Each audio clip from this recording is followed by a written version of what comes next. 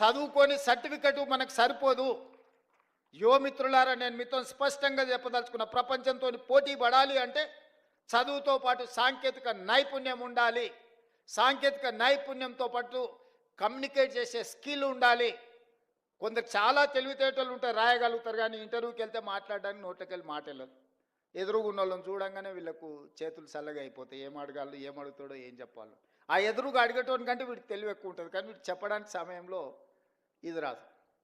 ఇట్లాంటి వాటిని అన్నిటిని మనం ఓవర్కమ్ కావాల్సిన అవసరం ఉన్నది. ఈరోజు ప్రపంచం అంతా మన వైపు చూస్తుంది. మరి ఆ ప్రపంచంతో పోటీ పడే విధంగా తెలంగాణ రాష్ట్రాన్ని తీర్చిదిద్దుకోవాలి. ఇదే కాదు, మన ఒలింపిక్స్ చూసిరు, ఒక్క గోల్డ్ మెడల్ అని వచ్చిందా భారతదేశానికి?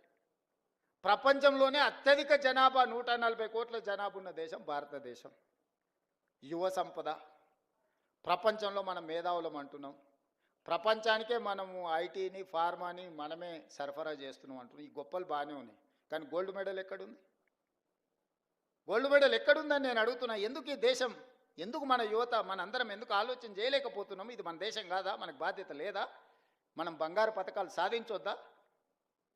అంటే లీడర్స్కి ఫోకస్ లేకపోవడం వల్ల, లీడర్స్ ఇన్ఫ్రాస్ట్రక్చర్ క్రియేట్ చేయకపోవడం వల్ల, లీడర్స్ ఈ స్పోర్ట్స్ని ప్రాధాన్యత కింద తీసుకోకపోవడం వల్ల ఈ దేశానికి అన్యాయం జరుగుతుంది.